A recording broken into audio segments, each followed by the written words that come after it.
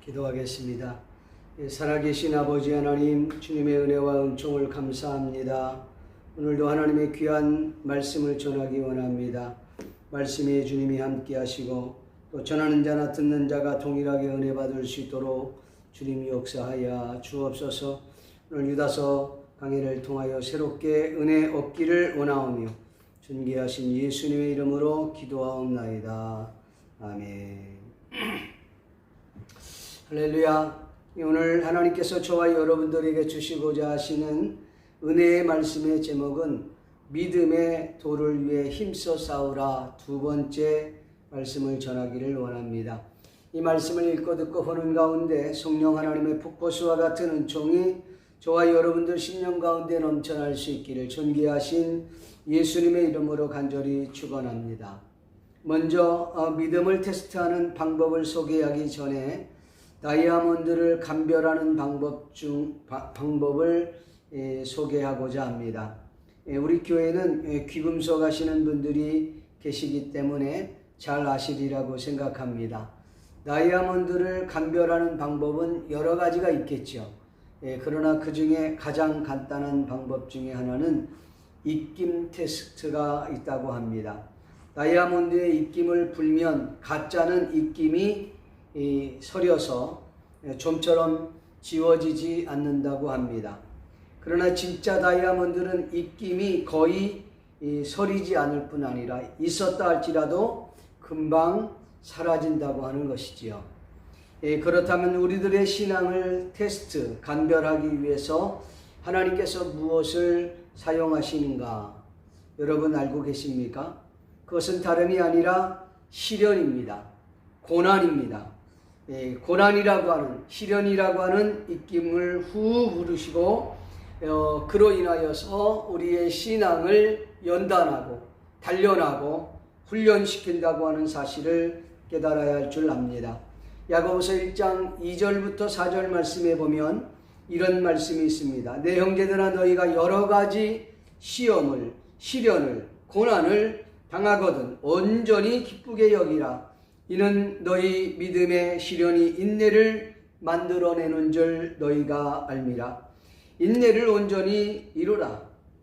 이는 너희로 온전하고 구비하여 조금도 부족함이 없게 하려 함이라 하고 말씀하고 있습니다. 우리 하나님께서 우리들의 신앙을 몰라서 그렇게 하실까요? 만약에 그렇다면 하나님은 전지하신 분은 아니십니다.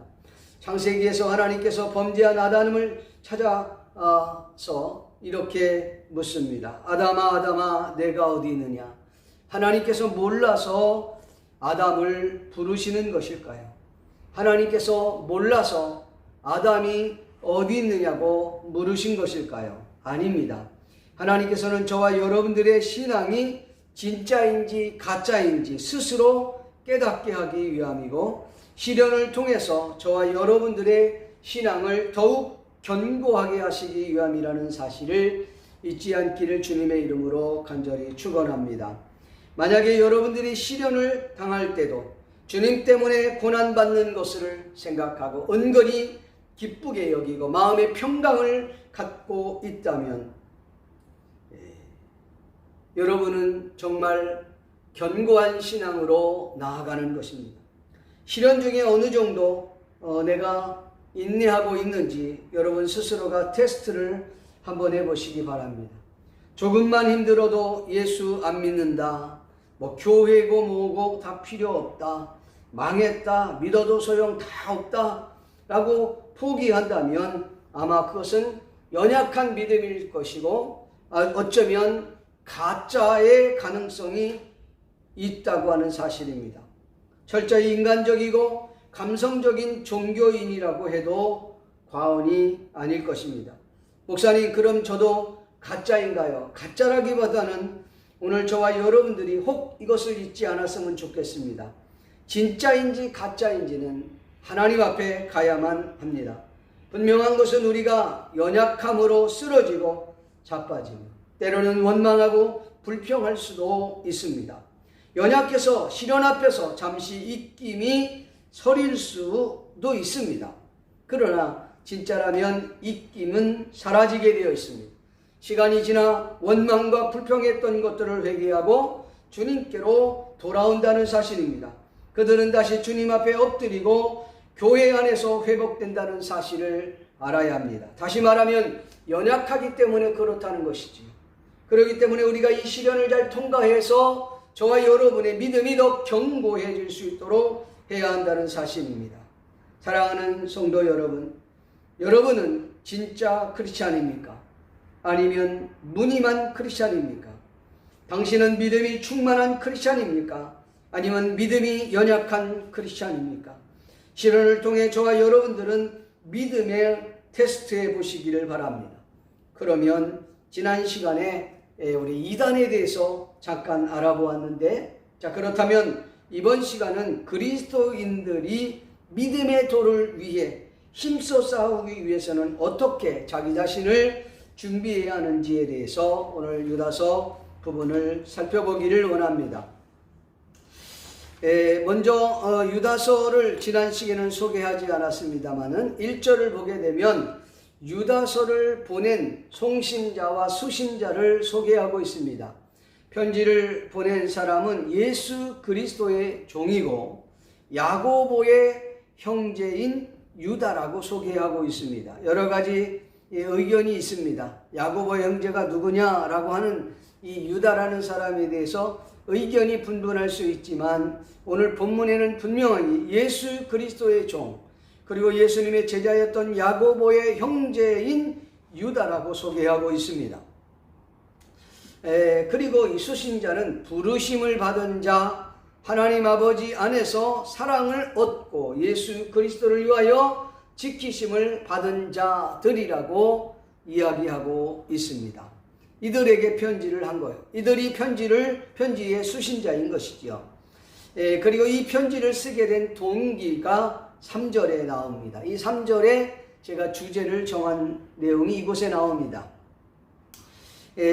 사랑하는 자들아, 우리가 일반으로 받은 구원에 관하여 내가 너희에게 편지하려는 생각이 간절하던 차에 성도에게 단번에 주신 믿음의 도를 위해 힘써 싸우라는 편지로 너희를 권하여야 할 필요를 느꼈노니 라고 기록하고 있습니다.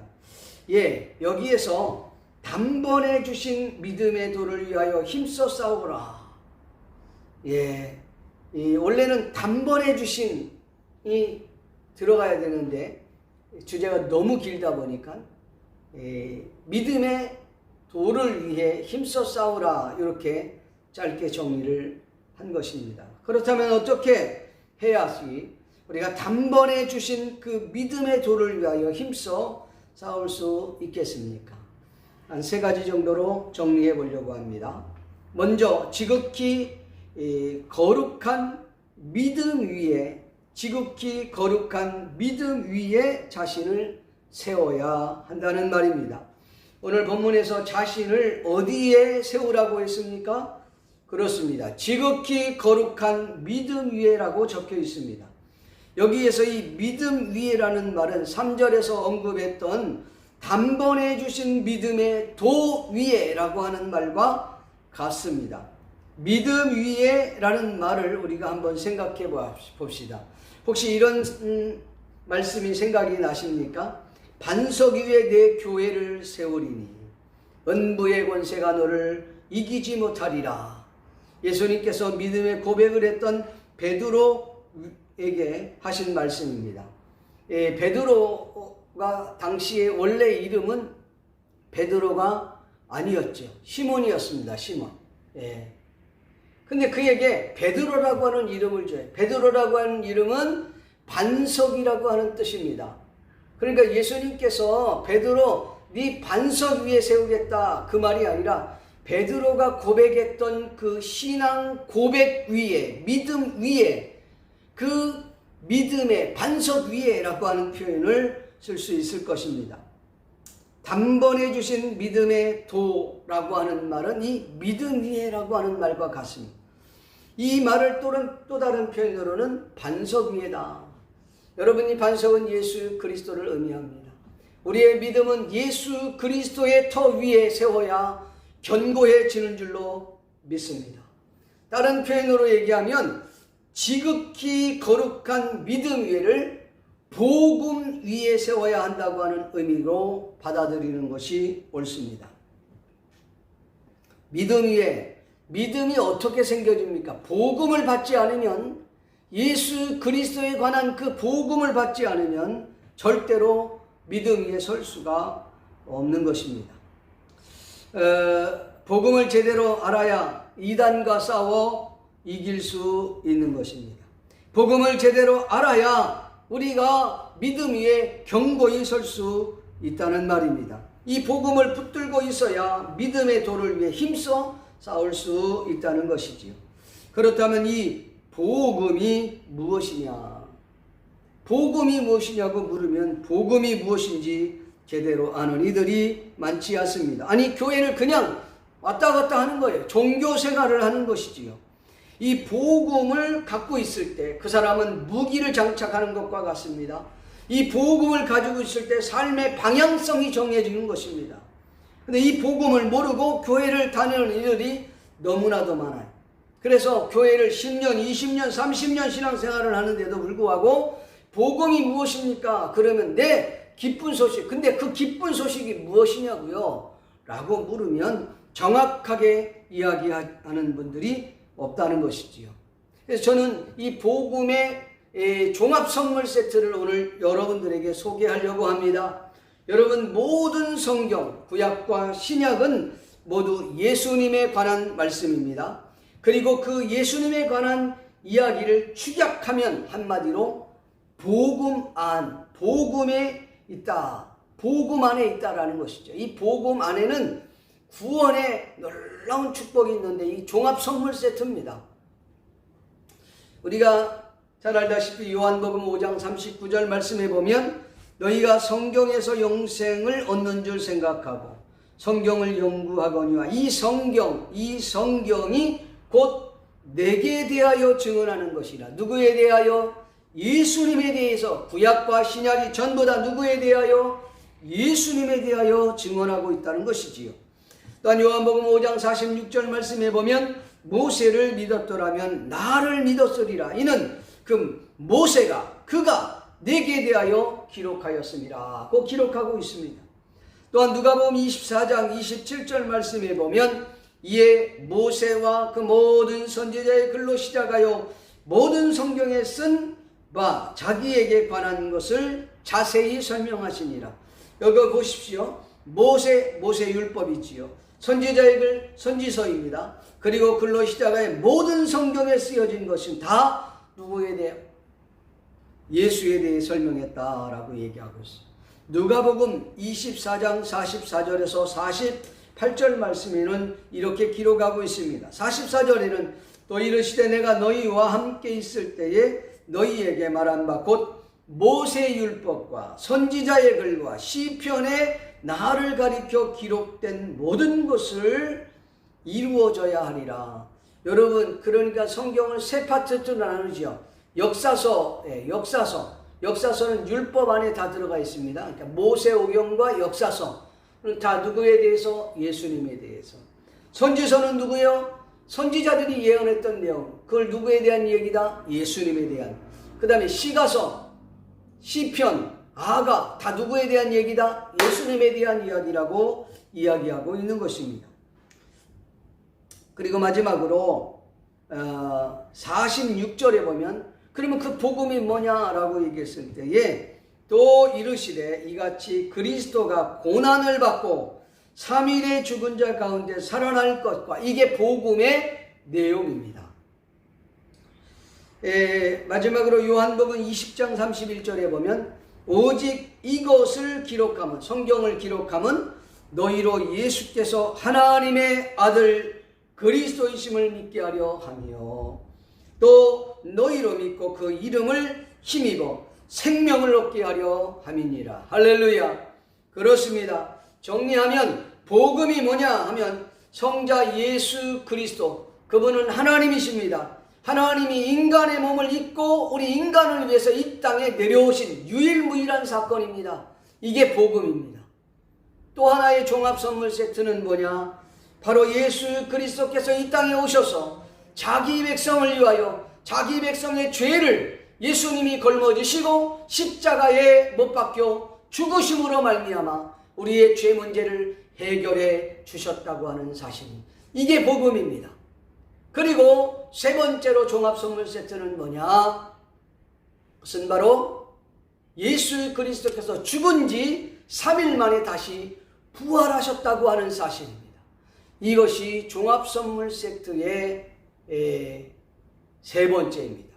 마지막 네 번째로는 종합선물 세트의 네 번째, 이거는 복음의 결과예요. 복음이라고 말하기는 어렵겠지만 복음의 결과로서 이 복음과 직결된 연결된 사건이에요. 그게 바로 이렇게 복음을 믿는 사람들은 하나님의 나라를 사모하고 그 주님이 오실 그 재림을 믿고 기다린다는 것이죠. 믿습니까? 이 네 가지가 복음의 종합 선물 세트와 같다. 이걸 알아야 돼. 예수님이 나 때문에 이 땅에 오셨다. 예수님이 십자가에 못 박혀 죽으셨다. 그리고 예수 그리스도께서 3일 만에 부활하셨다. 이 사실을 믿는 사람에게 그에게 의가 되어서 그 믿음이 의가 되어 하나님의 나라에 가는 축복을 누리게 된다는 것입니다. 믿습니까? 그래서 오늘 저와 여러분들은 이 복음 위에 세워야 돼요. 여러분의 믿음이 이게 지식적으로만 아니라 생각해 보세요. 어떻게 하나님이 인간의 몸을 입고 이 땅에 오실 수 있느냐? 이건 유일무이한 사건이에요. 이거는 감당할 수 없는 하나님의 큰 은혜예요. 이걸 여러분들 경험해야 돼요. 느껴야 돼요. 피부로 경험이 돼야. 그리고 유일무이한 사건 중에 하나가 하나님이 이 땅에서 십자가에 못 박혀 죽으시고 죄인의 죄 문제를 해결해 주셨다고 하는 사실입니다. 또한 유일무이한 사건은 부활의 사건입니다. 3일 만에 죽었던 그가 부활하셨던 사건, 역사적으로 유일무이한 사건 세 가지입니다. 믿습니까? 이 복음을 믿는 자, 그리고 이 복음의 결과인 재림을 사모하는 그들은 여러분 그 삶 자체가 바뀌어져요. 그의 가치관이 바뀌어집니다. 세계관이 바뀌어집니다. 그 사람의 그 물질관이 바뀌어집니다. 그 사람의 인생관이 바뀌어질 수밖에 없다는 것이죠. 그래야 우리가 믿음의 도를 위해 힘써 싸울 수 있게 되는 줄로 믿는 것입니다. 아멘입니까?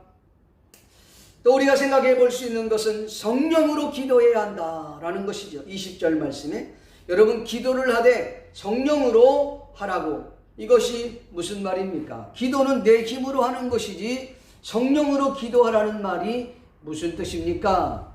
여러분 자의적으로 기도하는 것을 우리는 인위적 기도라고 얘기하는 거예요. 인간의 의지로 기도하는 것을 우리는 인위적 기도라 그렇게 말합니다. 그러나 성령의 도움으로 기도하는 것을 영적 기도, 성령의 인도하심을 따라 기도하는 것을 말하는 것입니다. 나의 뜻과 나의 의지로 기도하는 것이 아니라 성령의 인도함을 따라 성령께서 원하시는 기도를 드리는 것. 믿습니까? 이것이 아름다운 기도인 줄로 믿습니다. 여러분 예수님의 기도를 보면 예수님께서 이렇게 고백하지 않습니까? 나의 원대로 마시옵시고 아버지의 뜻대로 되기를 원하나이다. 이렇게 주님이 고백하였던 거예요. 성령의 인도하심을 따라 기도하였던 대표적인 예라고 생각합니다. 여러분 예를 든다면 이런 거지요. 오늘 내가 기도하러 나왔는데 나와 내 가족을 위해서 그리고 내 사업을 위해서 내가 기도할 제목들이 많은데 그 기도는 하나도 못하고 어쩔 때는 성령 하나님께서 나라와 민족을 위하여 기도하게끔 하십니다. 자녀를 위한 기도가 아니라 교회를 위하여 기도하게 하시고 일본을 위하여 기도하게 하시고 교회 병든 자를 위하여 기도하게 하신다는 거예요. 그래 기도하고 났는데 시간은 많이 지나버렸어요. 성령의 인도함을 따라서 기도하면 시간이 금방 지나간단 말이죠. 그래서 기도하고 났는데 세상에 금방 지나가 버린 거예요. 그래서 돌아갈 때 허탈감이 느껴지는 거예요. 야, 내가 오늘 기도하려고 했는데 내 기도는 하나도 못하고 아예 하나님이 엉뚱한 기도만 시켰네. 성령이 급하니까 저와 여러분을 통해서 기도하게 하신다는 것입니다. 여러분, 성령은 우리의 기도를 알고 계세요. 그러니까 우리가 기도할 때 인위적 나의 기도만을 내 의지로 기도하기보다는 성령의 인도 따라서 기도하는 것이 중요합니다. 믿습니까? 이런 경험을 여러분 해보신 경험들이 있으십니까? 그건 바로 성령의 인도하심을 받아 기도하는 것입니다. 자의식 기도 말고 성령의 인도함을 따라 기도하는, 그럴 때 우리가 여러분 애써 싸우지 않고 우리 하나님께서 성령의 도움을 따라서 우리가 믿음의 도를 힘써 싸울 수 있는 원동력이 그분으로부터, 성령 하나님으로부터 온다는 사실 믿기를 주님의 이름으로 간절히 축원합니다. 신앙생활의 그 유형을 보면 야합형 신앙생활이 있습니다. 대충 세상과 짝하면서 양다리 걸치면서 신앙생활하는 사람들이 있습니다. 이것은 종교인이라고 말할 수 있겠지요. 발전이 없습니다. 10년, 20년 지나도 원래 그 자리에 똑같이 있는 겁니다. 불쌍한 영혼입니다. 이것도 못하고 저것도 못하고 아무것도 못하는 거예요. 영적 경험도 없고 그렇다고 해서 세상적으로 뛰어나게 되는 것도 없고 이런 것이죠. 성령의 능력도 경험하지 못합니다. 신앙생활을 이런 이 야합형 신앙생활을 하는 사람들이. 두 번째로는 이와는 정반대로 무진장 열심히 노력형 신앙생활을 하는 사람들이 있습니다. 노력 그 자체를 부인하는 건 아닙니다. 노력 자체를 부인하는 건 아닌데 중요한 것은 자신의 그 노력으로 신앙생활을 하려고 하는 거예요. 자신의 힘과 능력으로 신앙생활을 하려고 하는 것입니다. 이런 경우에는 열심히 노력하다가 어느 한계에 딱 부딪혀지면 그때는 자포자기하고 맙니다. 지금까지 노력했던 모든 것들이 다 수포인 거예요. 앞전에 얘기했던 것처럼 열심히 막 달려가는데 신앙이 딱 부딪혔어요. 한계에 부딪히게 됐어요. 그러니 교회도 뭐가 다 필요 없어요. 하나님이 있니 없니 다 필요 없어요. 원망과 불평이 막 쏟아지면서 다시는 나는 교회와는 상관하리 아니할, 빠이빠이 하고 떠나려고 한다는 것이죠. 이게 바로 인간형입니다. 노력형 신앙생활이에요. 그런데 여러분, 그 노력 자체를 우리는 부인할 수는 없어요. 노력 자체가 잘못됐다라고 말할 수는 없어요. 그런데 중요한 것은 누구의 도움으로 노력하느냐라는 것이지요. 자신의 노력으로 노력하려고 하니까 문제가 되는, 성령의 도움으로 이 노력을 하게 되면 이게 달라지는데 엔진이 막 돌아가는 거예요. 성령의 도움으로만, 저절로. 혹시 여러분 그거 아십니까? 저도 한번 타봤는데 뭐라 그러죠? 그 전동 자전거 있잖아요. 전동 자전거는요, 내가 발을 이렇게 휙 부르면은 확 가는 거예요. 내가 1 정도, 2 정도 했는데도 4, 5 막 가는 거예요. 휙 가는 겁니다. 그보다 더 빠른 게 뭔지 압니까? 거기에 엔진이 달려있는 자전거. 그걸 오토바이라고 그래요. 막 달려가는 거. 그보다 더 좋은 건요, 배기통이 큰 자동차. 엄청 세게 달려가는 거죠. 믿습니까? 마지막으로는 성령님 의지형입니다. 성령님 의지형. 철저히 성령의 도움을 기대하며 신앙생활하는 사람들이죠. 성령의 인도하심을 따라 편안하게 신앙생활하는 것. 정말 놀랍게도 성령의 도움을 받아서 성령이 원하는 방법을 추구하며 가는 것이지. 그러면 어려움이 와도, 힘든 일이 와도, 시련이 와도, 고난이 와도 때가 되면 하나님이 성령을 통해서 우리에게 가장 좋은 것을 주실 줄 믿고 끊임없이 묵묵히 달려가는 믿음의 사람들 말이죠. 이와 같은 신앙생활을 할 수 있기를 주의 이름으로 축원합니다. 그러니까 우리가 이 믿음의 도를 위해 힘써 싸우기 위해서는 성령의 도움을 받아야 되는 거예요. 기도도 성령의 도움입니다. 신앙생활도 성령의 도움입니다. 여러분들이 성령의 도움을 받고 기도할 때 은사가 나타나는 거예요. 능력이 나타나는 거예요. 권능이 임하는 것이에요. 성경에 보니까 성령이 너희에게 임하시면 너희가 권능을 받고 예루살렘과 사마리아와 땅끝까지 이르러 내 증인이 되리라고 말씀하고 있지 않습니까?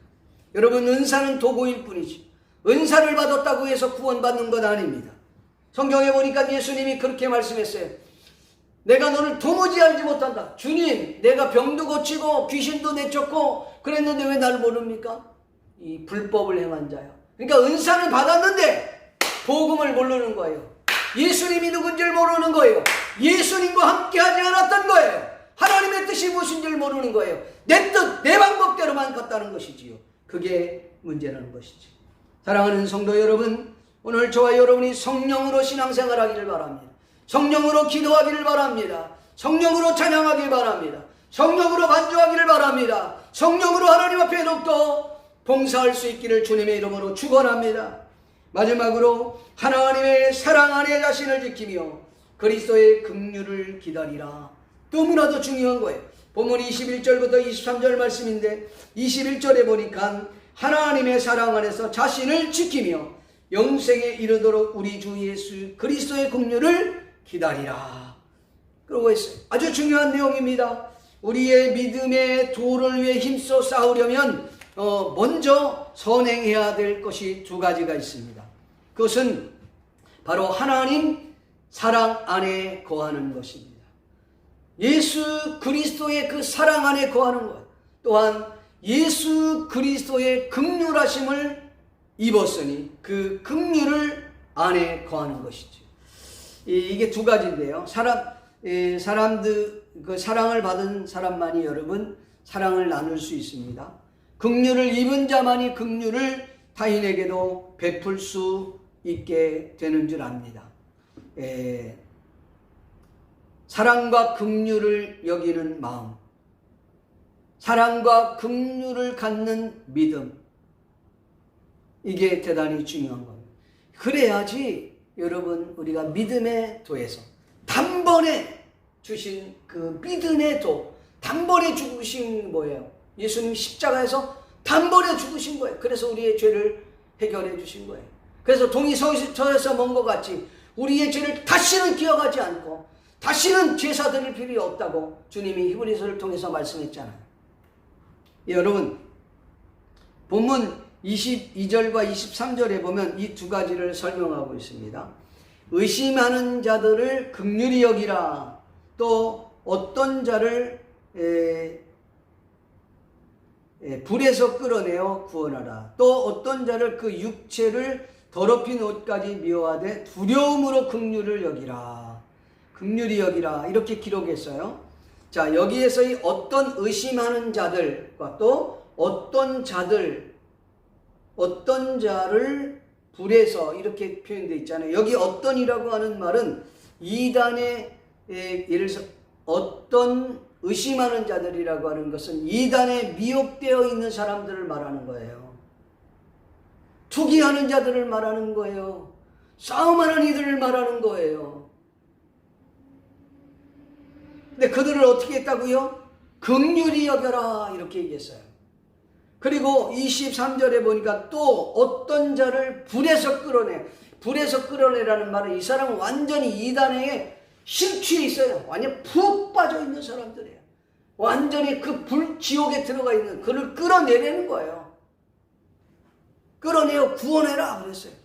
그런데 여기에서 이런 말씀합니다. 또 어떤 자를 그 육체로 더럽힌 그 옷까지 미워하라. 그들의 행위, 그들의 이 옷, 이것까지는 다 미워하지만 두려워함으로 긍휼히 여겨라. 그 말은 무슨 말입니까? 그의 영혼은 긍휼히 여겨야 된다. 행위는 미워하되 그 영혼은 불쌍히 여겨야 된다. 요새 우리 한국의 동성애 문제가 얼마나 큽니까? 일본도 마찬가지. 일본도 동성애법 때문에 여러분 차별금지법이 일본에도 국회에 올라왔습니다. 부결되긴 했지만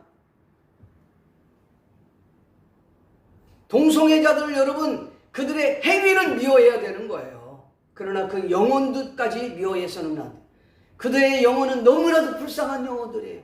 사탄의 유혹에 빠지고 이 이단의 유혹에 빠지고 사탄의 그 미혹에 빠져갖고 지금 그게 진짜 사랑인 줄 알고 착각하고 돌아다니는 거예요. 그들의 영혼을 불쌍히 여기고 긍휼히 여기는 자세. 이게 여러분 세상을 이기는 믿음의 도를 가진 자들의 모습이라는 것이죠. 그 일예가 에베소서 교회가 바로 그런 교회입니다. 에베소 교회가 어떤 교회입니까? 계시록 2장 2절에서 4절 말씀에 보면 쫙 설명해요. 내가 내 행위와 그 수고와 내 인내를 알고 또 악한 자들을 용납하지 아니한 것과 자칭 사도라 하되 아닌 자들을 시험하여 그의 거짓된 것을 내가 드러내는 것과 또 내가 참고 내 이름을 위하여 견디고 게으르지 아니한 것을 내가 안다. 이렇게 얘기하고 있어요. 그러니까 얼마나 이단과 싸워 잘했는지 몰라요. 그런데 에베소 교회가 잘못했던 거, 이 긍휼을 잃어버렸다는 거지요. 사랑을 잃어버렸다는, 그 영혼까지도 미워해버리는 거예요. 저런 인간들은 쓰레기야, 그냥 확 죽여버려야 돼. 이렇게 생각한다는 거죠. 그게 에베소 교회. 어쩌면 오늘 저와 여러분의 모습은 아닌가 되돌아봐야 됩니다. 에베소 교회를 향하여 계시록 2장 4절에 보니까 그러나 너를 책망할 것이 있나니 너의 처음 사랑을 버렸느니라. 여러분, 우리가 꼭 잊지 말아야 될 것이 있다 그랬어요. 믿음의 도를 위해 힘써 싸울 때에 두 가지가 선행돼야 된다. 하나님의 사랑 안에 거하는 것과 긍휼하심을 가져야 된다. 믿습니까? 그래야 이 악은 미워하지만 그 영혼까지 미워해서는 안 된다는 거죠. 근데 우리는 이게 사랑은 있는데 긍휼하심이, 사랑과 이 긍휼하심이 따로 놀면, 사랑 안에 거한다고 하는 것은 예수님 안에 거하면 이 악한 것들이 무엇인지가 구별이 돼요. 근데 이 긍휼이 없으면, 긍휼은 사랑의 한 표현입니다. 하나님이 그 사람의 촛대를 옮겨줘요. 자칫 잘못하면 하나님께서 만드신 하나님의 형상을 업신여기는 죄를 범하게 되는 것입니다. 결론적으로 단번에 주신 믿음의 도를 위해 힘써 싸우려면